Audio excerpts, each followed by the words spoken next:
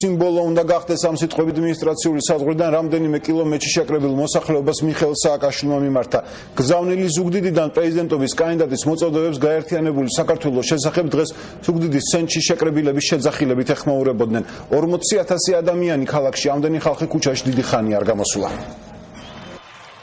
ზუგდიდში პრეზიდენტობის კანდიდატის დასახვედრად უამრავი ადამიანი გამოვიდა. არჩევნებამდე 2 დღით ადრე მიხეილ სააკაშვილი სამეგრელოში კიდევ ერთხელ ჩავიდა.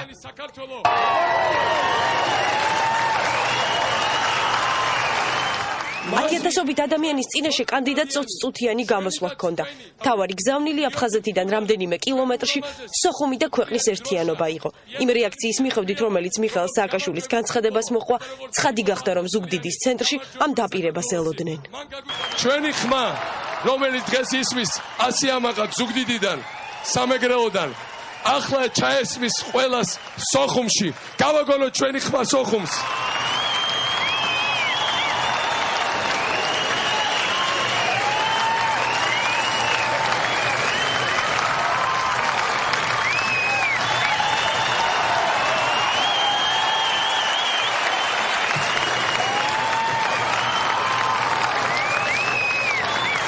ჩვენი ხმა ესმით სოხუმში, ჩვენი ხმა ესმით მოსკოვში. და ეს უკვე ის ხმა, რომელსაც შეუძლებელია რომ ანგარიში არ გაუწიო. ეს არის ჩვენი ერთიანობის, ძმებო და ჩვენი გამარჯვების ხმა. ერთიანი, გაძლიერებული, გამარჯვებული, ფეხზე დამდგარი, ამაყიერის, ამაყი მრავალეროვანი, მრავალეთნიკური, ძლიერი საქართველოს ხმა. დავით აღმაშენებლის საქართველოს ხმა. მიპასუხეთ ხალხო, მოგმართავთ ყველას. ვართ თუ არა იმ დავით აღმაშენებლის შთამომავლები, რომელსაც ფეხზე დაჩოქებული საქართველო დააყენა ფეხზე, ღირსება დაუბრუნა, გაერთიანა და დაამარცხა ყველაფერი. ვართ თუ არა ამ დავითის შთამომავლები.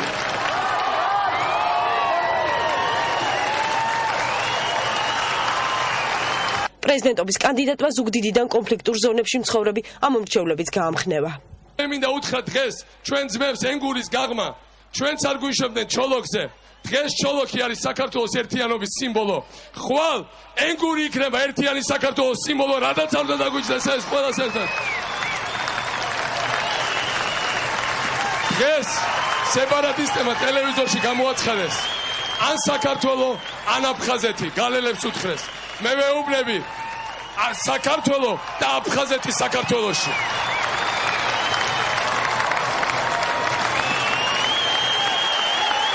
მე დღეს უყურებ ლიახვის ხეობელებს და მე მათში ვხედავ ხერხეული ძეებს, არაგველებს და მაჩაბლებს და მე მინდა ყველანი მივესალმოთ ამ გმირებს, რომელიც აუცილებლად დაიბრუნებენ ქართლის შუაგულს, აუცილებლად გააერთიანებენ საქართველოს ძალიან მალე. პრეზიდენტობის კანდიდატი ზუგდიდის ცენტრში გამოსვლამდე ახალი სპორტის სასახლის გახსნასაც დაესწრო.